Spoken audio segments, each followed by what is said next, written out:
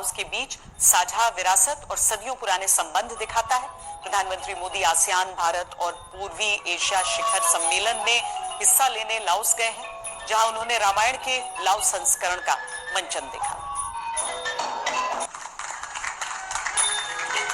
वज़ीर-ए-आज़म नरेंद्र मोदी आसियान ममालिक के जो 10 ममालिक हैं आसियान के, उनके साथ एक समिट में इस वक्त लाओस में मौजूद हैं। और अगर देखा जाए तो इंडिया ने कॉम्प्रिहेंसिव स्ट्रेटेजिक पार्टनरशिप जो है वो की है इन तमाम ममालिक के साथ। जरा लफ्ज सुनिएगा, ये जो कॉम्प्रिहेंसिव स्ट्रेटेजिक पार्टनरशिप है, that is on peace, stability and prosperity in the region. It has nothing to do with other strategic competitions. India बड़ी स्मार्टली, एक लफ्ज आपने सुना होगा हेल्दी कंपटीशन, इंडिया बड़ी स्मार्टली बेसिकली हेल्दी कंपटीशन में चला गया है with China with ASEAN countries. नमस्ते दोस्तों, जय हिंद। प्रधानमंत्री नरेंद्र मोदी 21वें आसियान भारत और पूर्व एशिया शिखर सम्मेलन में भाग लेने के लाओस पहुंचे, जहां पहुंचने पर भारतीयों ने उनका गर्मजोशी से स्वागत किया। लाओस दक्षिण पूर्व एशिया का एक छोटा सा देश है, लेकिन रणनीतिक तौर पर भारत के लिए विशेष महत्व रखता। भारत की एक्ट ईस्ट पॉलिसी और पीएम मोदी के सागर विजन के लिए लाओस प्रमुख स्तंभ है। चलिए इस टॉपिक पे आगे पाकिस्तान में लेकर एक्शन देखते। अगर हमारा वीडियो पसंद आता है तो वीडियो को लाइक करें, हमारे चैनल को सब्सक्राइब कर ले। लेकिन भारत के वजीर आजम का ये जो विजिट है ये बहुत ही इंपॉर्टेंट है।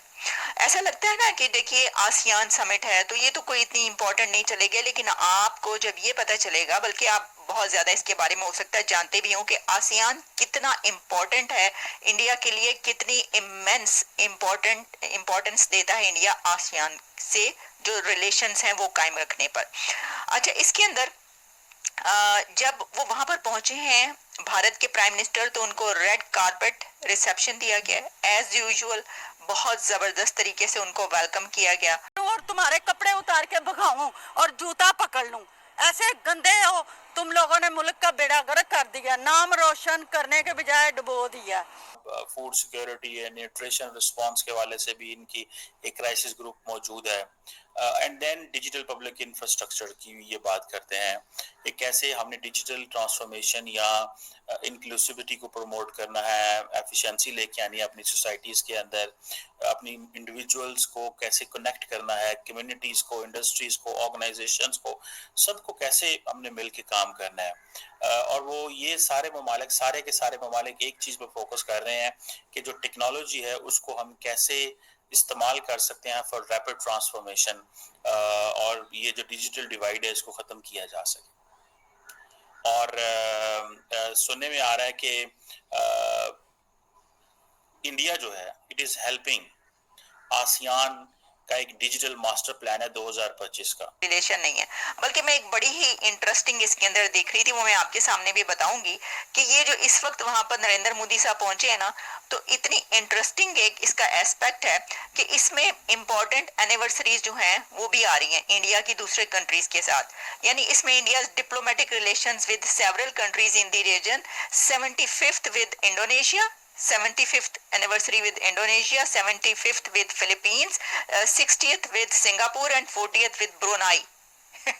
ये जितने भी कंट्रीज हैं इन सब कंट्रीज के साथ किसी के साथ जो है वो एनिवर्सरी 75वीं है, किसी के 60 साल हो गए, किसी के साथ, मतलब इस तरीके से बता रहे हैं कि ये सब कुछ जो है ये चल रहा है।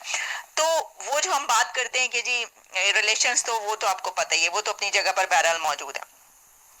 लेकिन इसके अंदर मैं आपको कुछ और जब बताऊं तो ये जो रिलेशंस की बात की जा रही है आसियान नेशंस के साथ, ये एक ब्रॉडर इंडो पैसिफिक रीजन जो है उसके अंदर कुछ नई डेवलपमेंट्स और एक जो ट्रांसफॉर्मेशन इंडो पैसिफिक में नजर आ रही है, उसके ऊपर इंडिया की बड़ी गहरी नजर है। ये बात भी आप याद रखें।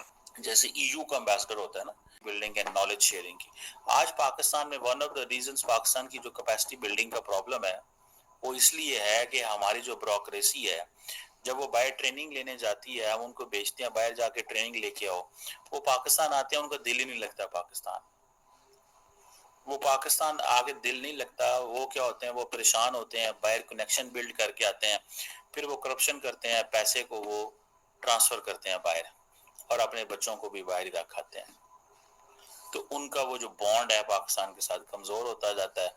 फिर वो कहते हैं इतने पैड़े लात ने, लेकिन एट फर्स्ट प्लेस उन्होंने स्टेट से फायदा तो लिया होता है, एट फर्स्ट स्टेज उन्होंने स्टेट से फायदा तो लिया होता है कि नहीं लिया होता? फायदा बिल्कुल लिया होता है। सो ये इंडिया आसियान कैपेसिटी बिल्डिंग पे काम कर रहे हैं, नॉलेज शेयरिंग, ये चीज पाकिस्तान को चाहिए। There is no country east has China worked for Pakistan bureaucracy की कैपेसिटी बिल्डिंग पे उन्होंने काम किया?